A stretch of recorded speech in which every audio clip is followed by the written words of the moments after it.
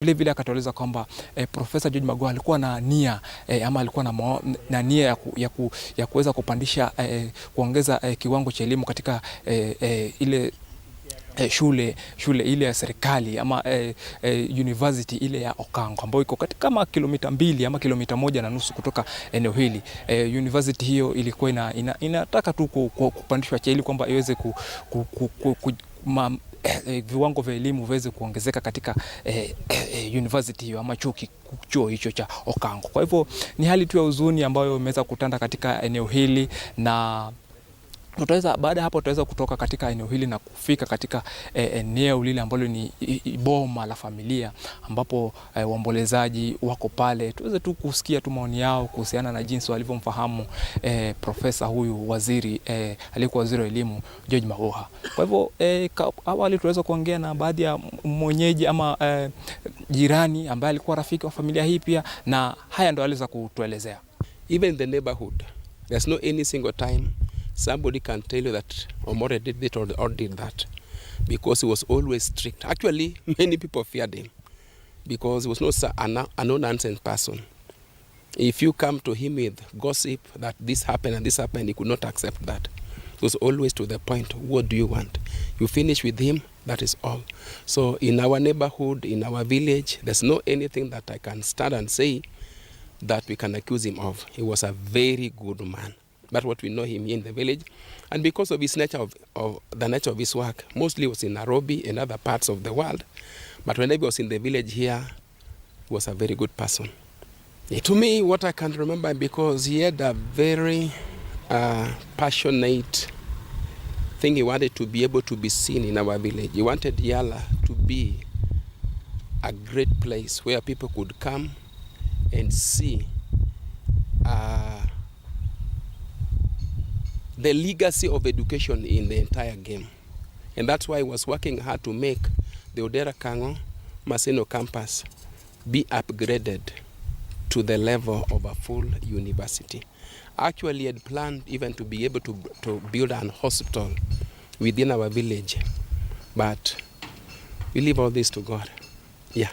Naam, kauli hiyo basi ni yake jirani mmoja ambaye ameweza kutuelezea jinsi aliyeweza kuungana tu na baadhi ya familia ama na majirani katika eneo hili. Kwa hivyo ni hayo tu kwa sasa. Nitazidi kuwajuza watazamaji wetu jinsi mambo yatakavyoanajiri huku taifa likuwa linazidi kumwombeleza aliyekuwa waziri wa elimu Profesa George Magoha mbele za kuaga jana katika hospitali ya Kenyatta jijini Nairobi. Andrin.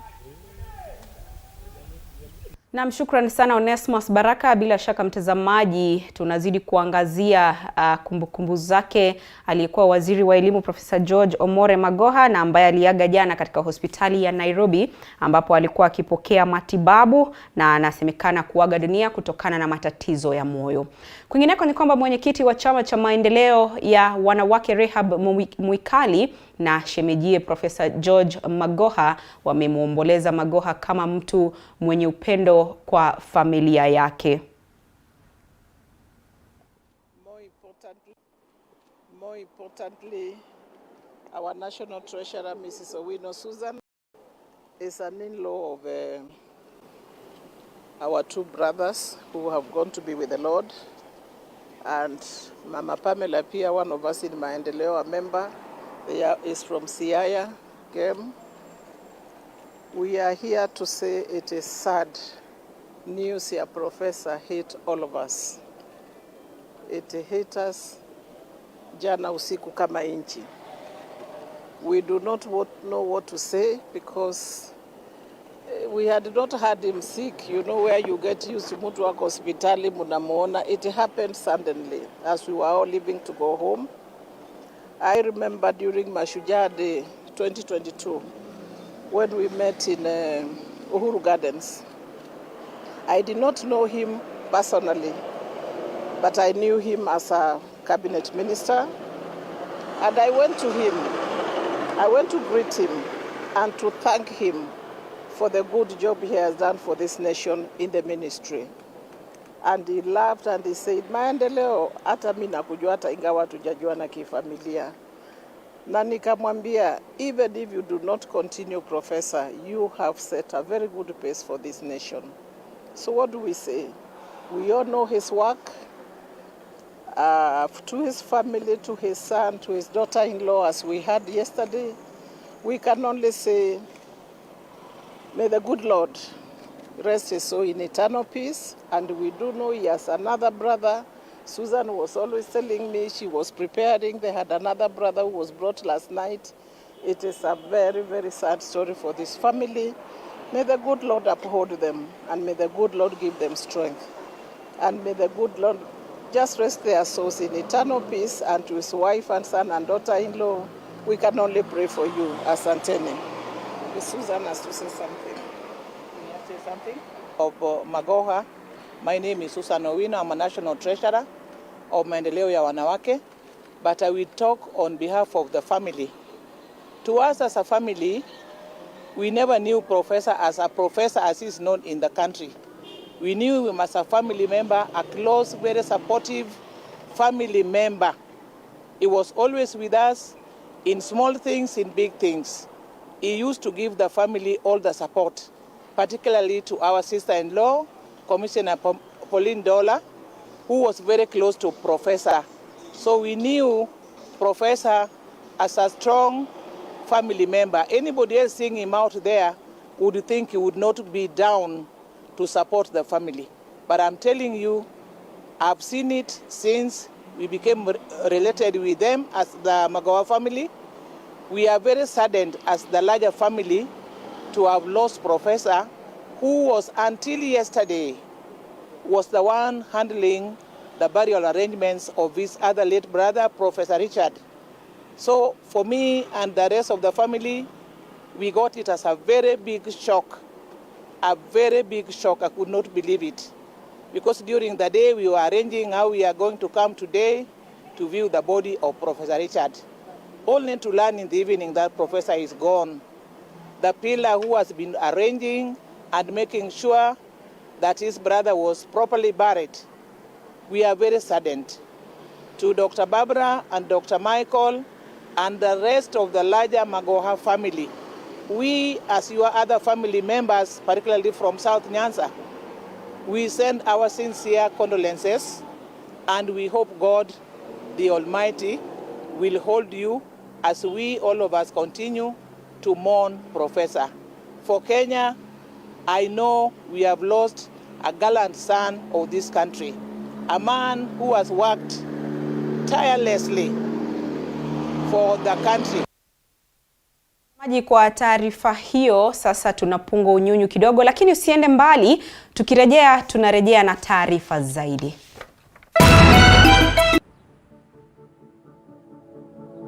Yeah, like you see, these are the fabrics we use for the sofas. Yeah, there are different types of fabrics. Sabak.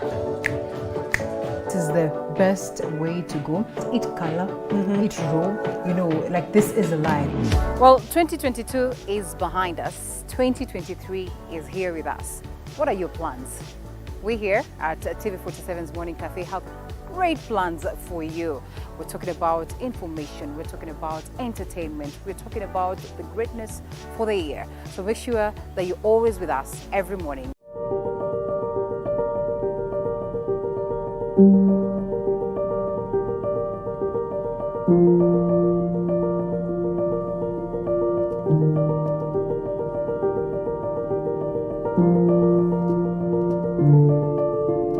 Kwa muonekano wao, hauwezi ukajua waliopitia. Kwa sura zao zinapong'aa, hauwezi ukafahamu changamoto zao. Nyuma yao ipo story na historia. Katika kipindi Mfahamu Kiongozi, tunakupa nafasi kuweza kuwafahamu kila siku ya Alhamisi kuanzia saa 1:30 kuendelea. Nami Elizabeth Mutuku.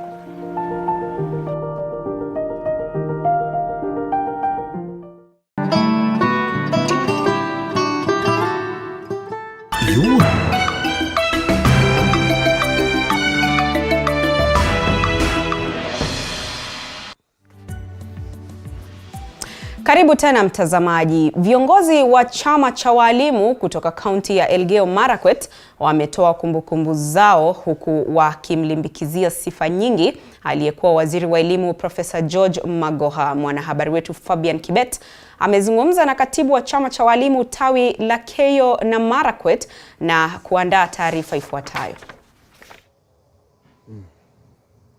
Naam, shukrani sana mwenzangu ukiwa kwa studio. Kwa sasa niko katika kaunti ya Elgeyo Marakwet na hapa niko na baadhi ya viongozi wa walimu kutoka kaunti hii ambapo watatueleza ni nini kumbukumbu ambazo wanakumbuka kuhusiana na wasiri ambaye mwenda zake George Magoha. Kwa sasa karibu katibu wa chama cha walimu katika kaunti. Pengine ukianza kwa majina ukieleza ni nini haswa nyinyi kama wanachama wa walimu nakumbuka sana kwa huyu wasiri mwenda zake. Kwa majina mimi naitwa John Jeberi.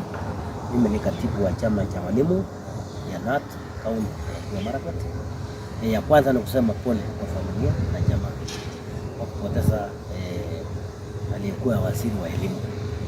Tunakumbuka yeye kwa sababu wakati Matiang'i alipositisha mambo ya uwizi ya mtihani alikuja akashikilia na akakasa kabisa hiyo kamba, sababu tuliona kwamba hiyo ilikuwa kazi ya maana sana alifanya, na ile ujenzi ya madarasa ya CBC ile alisukuma karibu kila secondary school wako na darasa ya CBC. Hata kama walibadilisha kuja junior secondary school kuja kama Tomisa katika primary, alifanya kazi. Vile vile hiyo kazi ilisaidia sana, sababu watoto wetu wengi sana walikuwa wanaipiwa mtihani wanapita, lakini ile courses wanaenda kufanya wanashindwa, ndio wanaamwanga kunywa pombe, wengine wanakunywa ile dawa ya kulevya ili kuona kwamba ile wasijulikane kwamba kumbe waliibia mtihani. Kwa hivyo nataka tushukuru kwa hiyo, hata kama ameenda tunataka kukwambia asante, na tunaomba wasiri wana Machoku epo na akasie sana, afadhali mtoto aende university akiwa na C+, na hiyo ndio akili yake na atafanya kazi nzuri. MC yetu mtu wa kwanza, mwanafunzi wa kwanza alikuwa na sister alichukua civil engineering and is an engineer in Kenya, a very qualified and competent engineer now. Ya sasa mtu anapata lakini a very useless engineer. So kwa hiyo ndio tunaomba ikasiwe, waone kwamba mtihani mtoto afanye awe na ile akili yake. Pengine kwa ufupi tu uhusiano wetu na waziri mwenda zake kama viongozi wa walimu uko na natumai kwamba wakati huo nakumbuka kwa maneno ya intake ya primary, wakati TSC walisema lazima mtu akuwe na C+ assistant in all subjects. Nafikiri hata wasiri Magoha alisema wale ambao wanatoka ile sehemu kama Northeastern areas wasaidiwe, lakini tuliona hiyo alikuwa anasaidia, ako na concern ya watu. Hata kama TSC walikuamlia, tunaona kwamba alikuwa na nia mzuri kwa wanafunzi na Wakenya wote. Shukrani sana. Vile niko pia na kiongozi mwingine wa walimu hapa kutoka kaunti ya Elgeyo Marakwet, Bwana Kushene. Karibu sana Bwana Kushene, pengine utueleze tu ni nini haswa tunakumbuka sana kuhusiana na huyu kiongozi mwenda zake. Bas, jambo la kwanza naitwa Musa Kushene ambaye ni mwenyekiti wa NAT Council Elgeyo Marakwet. Jambo la kwanza kabisa ni kusema pole kwa jamii ya mwenda zake Profesa Magoha. Tunasema poleni sana kwa sababu ya msiba huo. Jambo la pili tunasema ya kwamba kwa kweli sehemu kubwa ambaye Magoha aliweza kufanya ambayo tuliona ilikuwa ni kusukuma gurudumu ambayo ilikuwa ni ngumu ya kuanzisha CBC. So bado tunakumbuka kwa sababu yeye aliweza kufanya kitu ambacho kwa wengi tulikuwa tunaona kama chama ya kwamba imesukumwa wakati ambao haikuwa imefika wakati, lakini yeye aliweza kusimama kitete, lakini mpaka wakati alipoondoka kama waziri alikuwa amefanya jambo. Pengine jambo la mwisho viongozi, ni nini hasa pendekezo lako kwa serikali ama kwa waziri mwenye kwa sasa aweze kuendeleza waziri mwenda zake aliweza kuanzisha? Yeah. So naomba tu waziri ambaye amechukua kutoka kwake ambaye ni Machoku ya kwamba aweze kusisitisha sana maneno ya kusema ya kwamba maneno ya mtihani uweze kukaswa kabisa, ya kwamba tuhakikishe ya kwamba maneno ya wizi wa mtihani umekomeshwa kabisa. Na nimeona au naona ya kwamba wakati mwingi utaona ya kwamba tunaona kama ni walimu, tunaona kama ni nini, lakini kwangu angalie kabisa undani Kenya National Examination Council, kwa sababu ninaona ya kwamba katika Kenya National Examination Council kuna mianya ambayo watu wanapitia alafu waweze kupata nakala za mtihani. So ningeonelea ya kwamba waendeleze sana kuangalia hiyo sehemu ya NEC ili mtihani inapokuwa huko ndani ni nani anafanya mwalimu pengine apate au cartels wapate ni nani. So naona kabisa hakikishe ya kwamba angalie hiyo structure ya Kenya National Examination Council waweze kuweka watu ambao wako na maadili mema. Shukrani. Shukrani sana mwenzangu kwa studio. Hayo ni maoni ya viongozi wa walimu kutoka kaunti ya Elgeyo Marakwet. Na kwa sasa nasama kutoka kaunti hili narekesha kwako studio. Jina langu ni Fabian Kibet. Asante sana Fabian Kibet kutoka Elgeyo Marakwet. Mtazamaji, tunazidi kuangazia kumbukumbu za aliyekuwa waziri wa elimu Profesa George Omore Magoha, ambaye amekumbukwa na wengi kama mchapakazi, mtu mpenda amani na ambaye alisimamia ukweli. Na kwa sasa tunafululiza hadi katika gatuzi la Nandi, vilevile upande huo tupate kusikia wenyeji wana yepi ya kusema na wanamkumbuka vipi Profesa Magoha.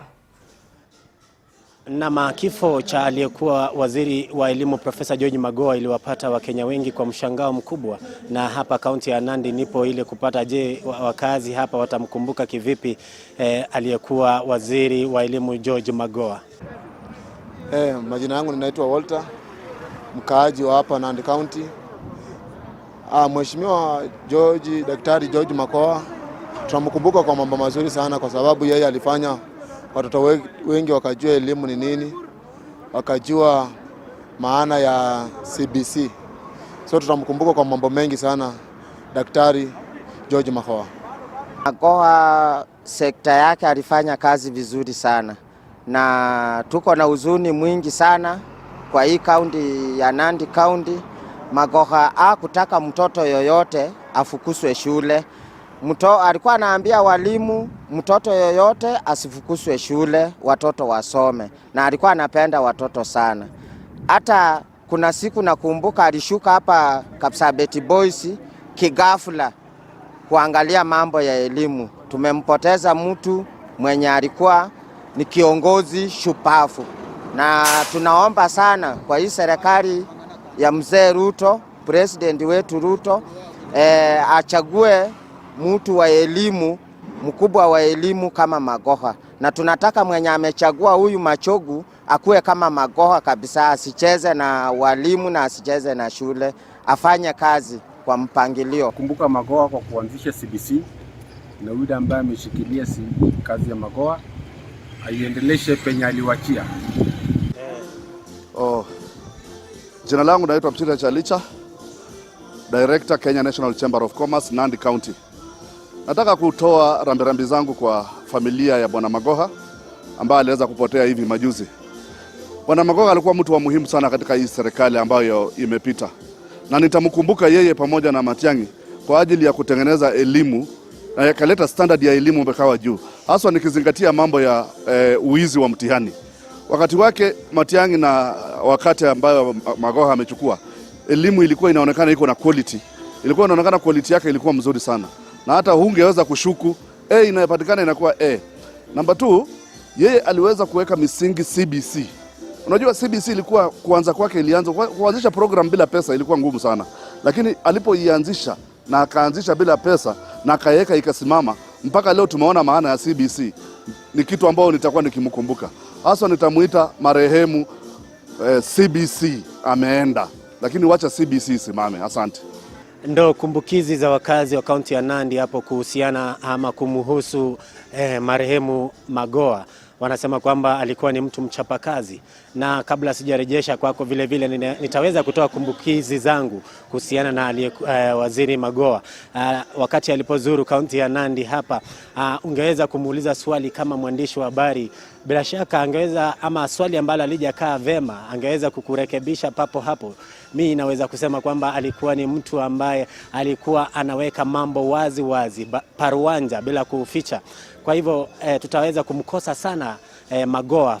Tutasema tu makiwa kwa ndugu, jamaa na marafiki. Kenya zima imeweza kumpoteza kiongozi ambaye alikuwa ni mchapakazi. kutoka hapa kaunti ya Nandi, nasema makiwa kwa Asante sana Chris Bet kutoka gatizi hilo la Nandi. Bila shaka mtazamaji, tukizidi kumkumbuka aliyekuwa waziri wa elimu Profesa George Omore Magoha. Sijui wewe unamkumbuka kwa njia gani? Unaweza ukatueleza kupitia mitandao yetu yote ya kijamii. Facebook tuko live ni TV47 Kenya.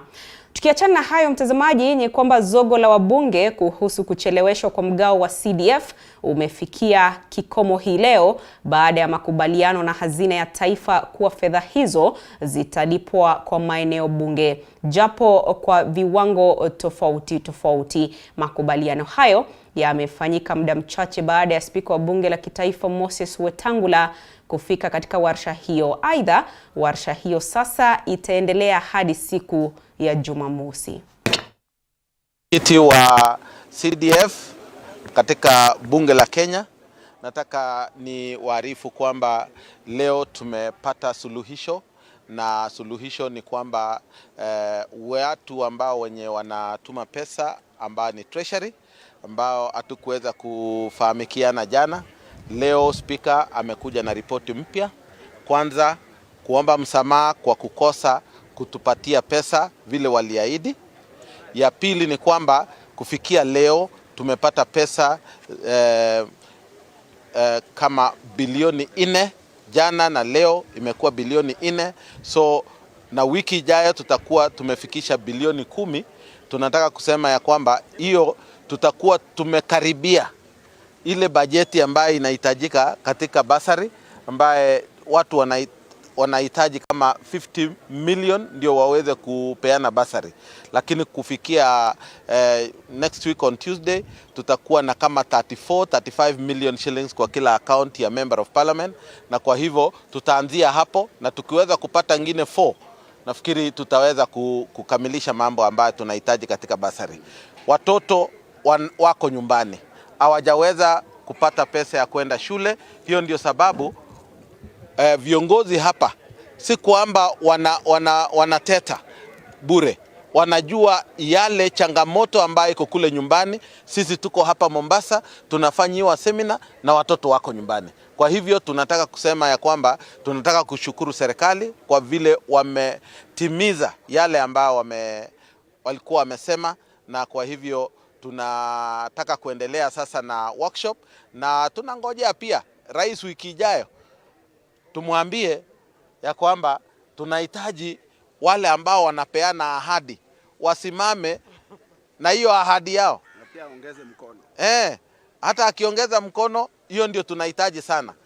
Kwa hivyo hiyo ndio mambo ambayo tumejadiliana, na tumeshukuru speaker kwa sababu ametuletea taarifa kamili ambaye imebadilisha yale ambayo tulikuwa tunaambiwa.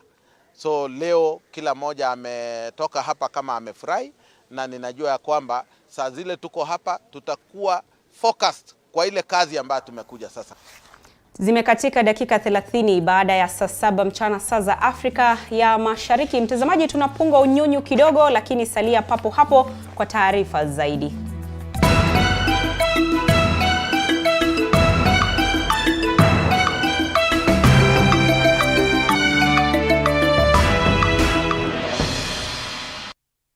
You are watching TV47, the home of here at the foot of Mount Kenya, a place where you can call home, a place where we celebrate our diversity and uniqueness, a place where you can be at your best, at work and at play.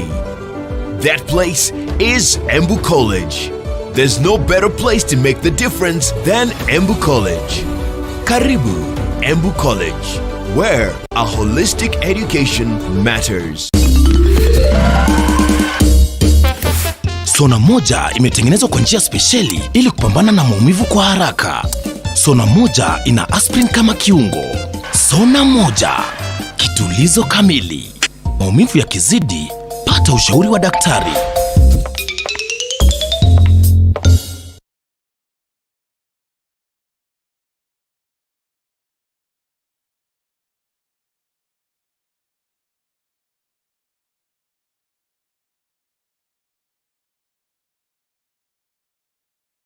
TV47, the home of untold stories.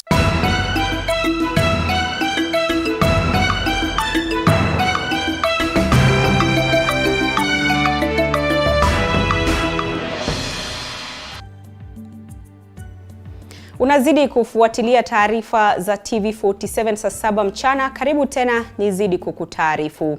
Siku mbili baada ya hospitali ya rufaa ya Meru kugonga vichwa vya habari baada ya wananchi kuanza kutoa lalama zao kuhusu hifadhi ya maiti katika hospitali kujaa, sasa uongozi wa hospitali hiyo umekubali kuzungumza na TV47 kuhusu swala hilo. John Javakiania anazungumza na mkurugenzi mkuu wa hospitali ili kupata kufahamu hasa swala nzima na ni lipi linapaswa kufanywa ili kutafuta suluhu la kudumu. Tunaungana naye John Javakiania kutoka hospitali hiyo. Java?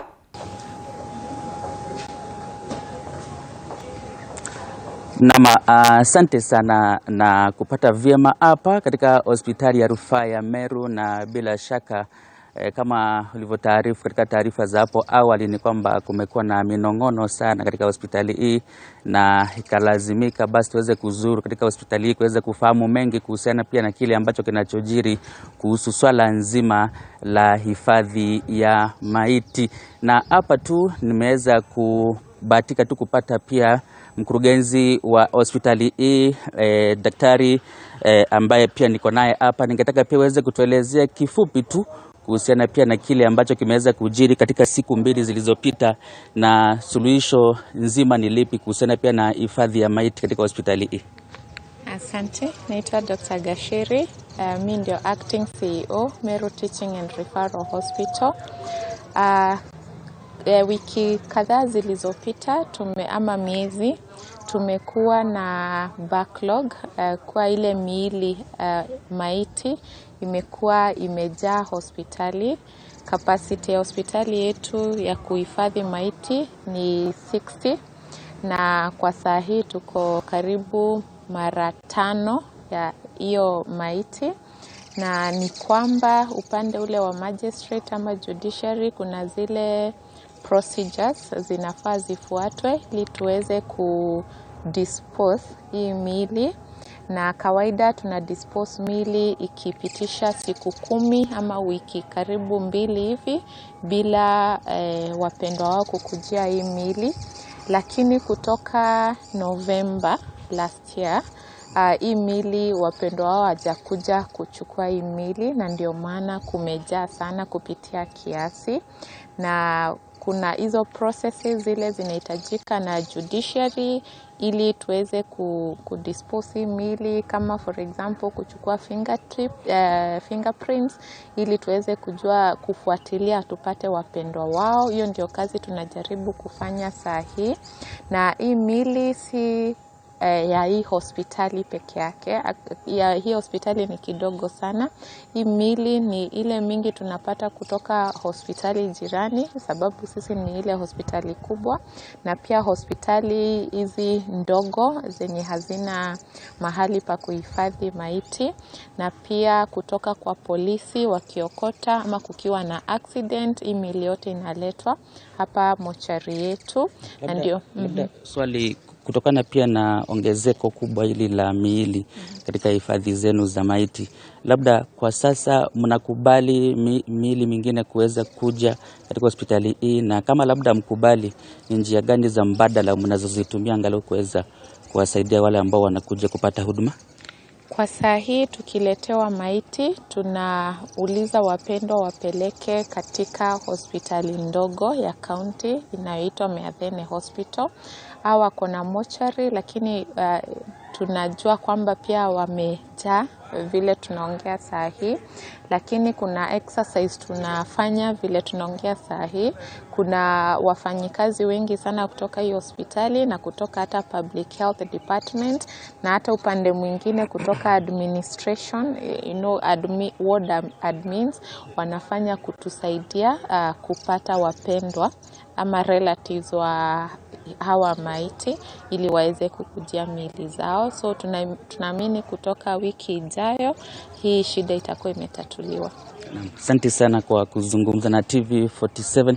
Huyo ni mkurugenzi wa hospitali hii ya rufaa ya Meru akitupea taarifa kamili kuhusiana pia na swala nzima ili huku akiwapea tumaini wakazi wa kaunti ya Meru baada ya wiki kama moja ama mbili hali itakuwa imetulia na shughuli itakuwa zinaendelea kama kawaida. Sina la ziada, tarejesha kwako kwa mengi zaidi. Asante sana John Javia Kiania kutoka katika gatuzi hilo la Meru. Mtazamaji, sasa tuelekee katika kaunti ya Nakuru ambapo wanakijiji wa Milimani katika eneo la Mosop, eneo bunge la Rongai, kaunti ya Nakuru wamelalama kuhusu ukosefu wa maji huku wakimkashifu chifu wa eneo hilo kwa kile wanasema ni kuwanyima maji na badala yake kusambaza maji maeneo mengine. Moja kwa moja tunaungana naye mwandishi wetu Chichi Josephine kwa mengi zaidi. Chichi.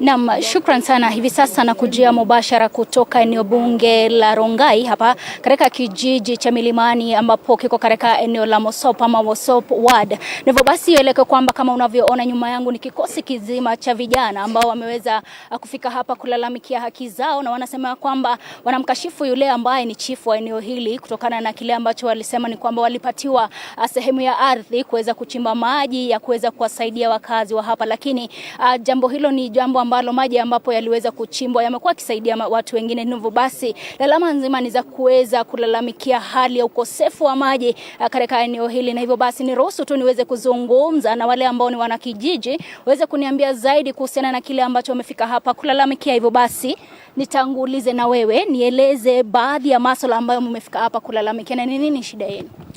Kwa majina ni Joseph Dapash. Tumefika hapa kulalama juu ya maji. Naibu wa chifu wa eneo hili la Rongai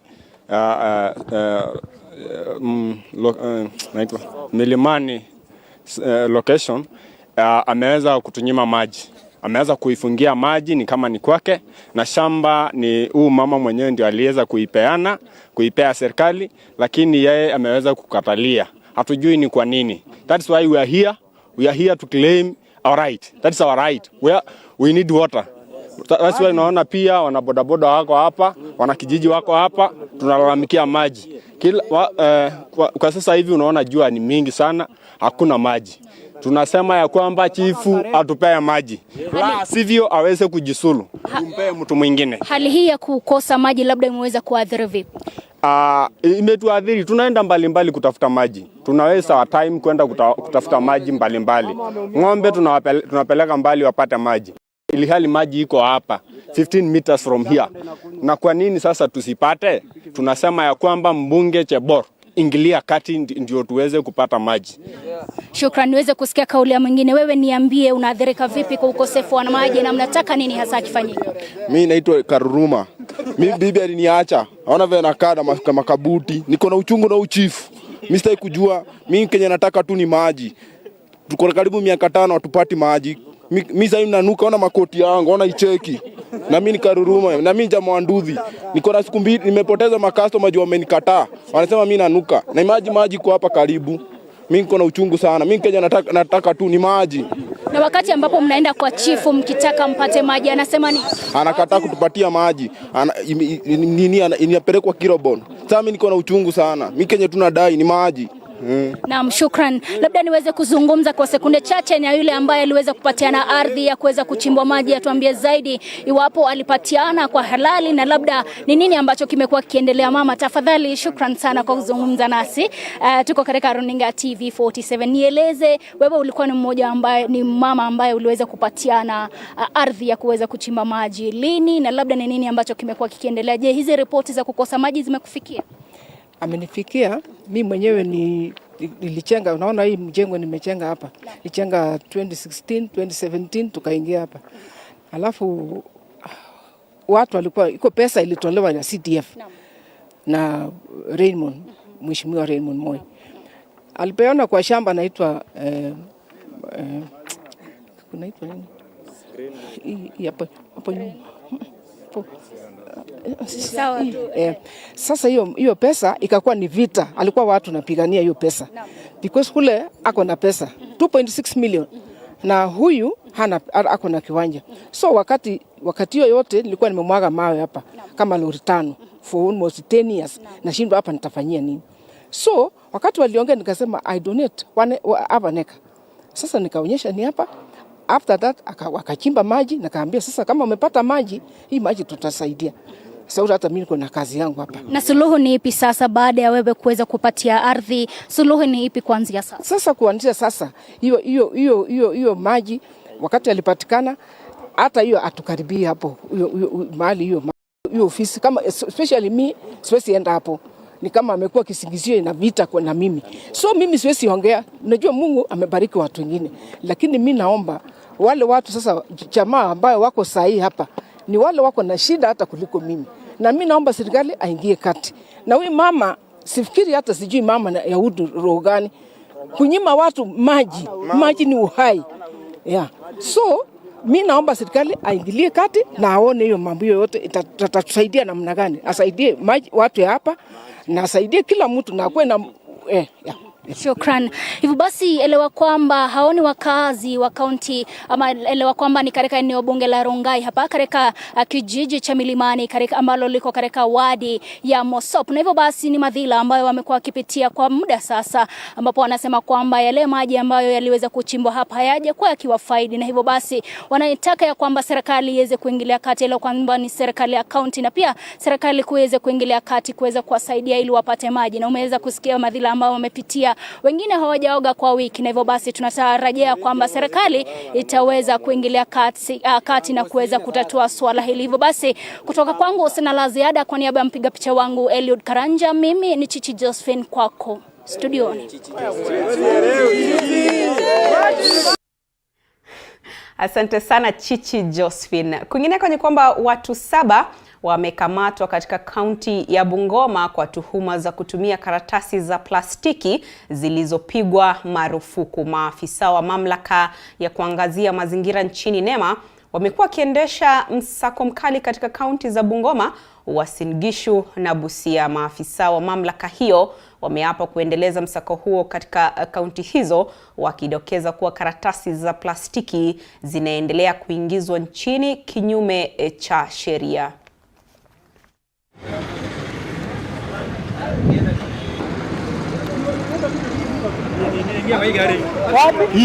In Bungoma, I think we had a proliferation of plastic bag, the banned plastic bag, which are coming mainly from our neighboring country, Uganda, and it has been a problem. So we decided to undertake this operation so that we can be able to curb this menace in the county. And we are happy. We were the national team. We've done a successful operation.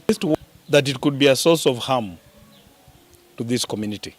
Down just below the hospital we have a river, so that means any leakage could be washed and the impact could be felt far and wide.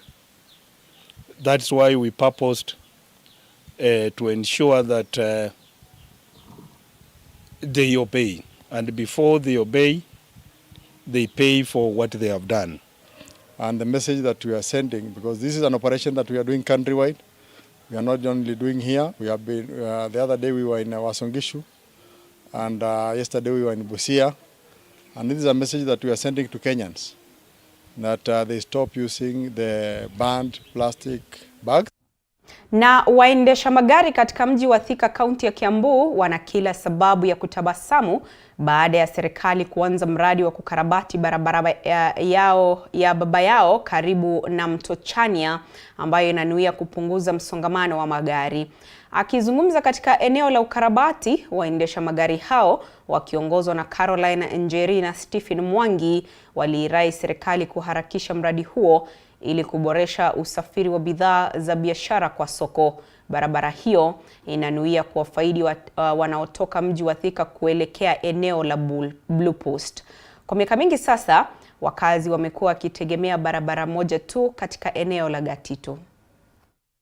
kusudi sio watu wote ati wanapitia hii main road na magari ni mengi. Ile unajua ile Garissa highway, si unajua unabeba magari mengi sana na watu residents wa Thika pia town. Inakuwa sasa wote wanasongamana mahali pamoja. Kama wangefanya upanuzi wa kuongeza njia ingekuwa ni rahisi sana. Kama umetoka upande wa Garissa si lazima ukuje mpaka Thika huku. Unaingilia kama ni kule Makongo, unapenya unatokea mahali kama hivi. Na pia inaweza hata kupanua hizo sehemu. Mimi nimefurahishwa na hii mradi ya kupanua hii barabara ndio kuweza kupunguza traffic jam town, especially during sasa wakati shule zinafunguliwa, wakati kuna occasions. Basically tuko happy if inaweza malizika haraka the better, ndio watu waweze kukua na njia mzuri ya kusafiri. Hii barabara ikishapanuliwa tutajua jamu itaisha na tutajua tutakuwa tukienda mwenendo wetu itakuwa nzuri, manake saa zile tukiwa hii barabara ikiwa venye iko tunakuanga na shida, manake hatuendagi kufanya kazi kwa haraka manake ya hilo jam, pengine hata gari zinakunywa mafuta. Na kufuatia maelekezo ya rais ya kupanda miti zaidi ya bilioni 15 kote nchini, kikundi kimoja kinachojulikana kama Pines Charity Initiative katika kaunti ya Nyeri kimepiga jeki mpango huo. Wakizungumza na wanahabari, wanachama hao wameweka bayana kuwa watahusisha wanafunzi wa shule za msingi katika shughuli hiyo. Kufikia sasa, kikundi hicho kimepanda zaidi ya miche 4,000 huku wanachama wakipania kufikisha zaidi ya milioni 1 ifikiapo mwisho wa mwaka huu. Hii group tulianza last year mwezi wa 6 na tukaanza na kupanda miti. Sasa hii tumepanda miti 4,600 na leo tunatarajia kupanda miti 900 hapa Gangarithi Primary na shule zingine ziko huko town. Na wakati tulianza hii mambo ya environment, juu sisi ndio the Army Green kulingana na presidential directive ya Dr. William Ruto, His Excellency, venye alianzisha hii mambo ya environment. Ni siku ya maana, manake leo tumekuja kuwafunza mambo ya kulinda mazingira, mambo ya kuhifadhi mazingira yetu. Juu tunapata challenge ya mvua inakosa, kunakuwa na ukame, kunakuwa hata na air pollution. Mambo ya air pollution inakuwa na mambo ya air pollution. Hatuwezi kuhifadhi ile mazingira vizuri tukiwa hatuna hii miti. Hii miti inasaidia mambo ya kusafisha hewa inakuwa sawa, mvua inapatikana, na pia hata ile kivuli, mtoto akikaa pale kwa kivuli atakuwa amerelax vizuri. Na zaidi ya wanawake 1,200 kutoka kaunti za Samburu, Laikipia, Isiolo na Marsabit wamenufaika na mpango wa utengenezaji wa ushanga kama kitega uchumi. Mpango huo ulioanzishwa kutokana na athari mbaya za ukame sasa umewasaidia wengi kuweza kujikimu kimaisha, wanawake zaidi wakionyesha nia ya kujiunga na mpango huo. Zainab Mohamed na maelezo zaidi. Kulingana na baadhi ya wanawake wanaoshiriki mpango huo, hiyo ndio njia ya kipekee inayotumiwa kama kitega uchumi baada ya athari mbaya ya ukame kusababisha mifugo wao kufariki. Hii kama mfugo yetu umeisha, hata saa hii kama una kitu ya kuuza kwako kwa nyumbani, mfugo umeisha, unategemea hii mkono yako, kwa sababu ukishona hii shanga yako una save pesa yako kwa sako. Wamesema kuwa mpango huo vilevile umewawezesha kupata heshima katika jamii, huku wakitumia hela wanazozipata kutoka kwa uuzaji wa shanga kuwalipia watoto wao karo ya shule. Tumepata makostoma na pia tunapata mahali ya kuuzia hii shanga yetu. Hakuna shida ile tuko nayo kwa sababu tunashona shanga na save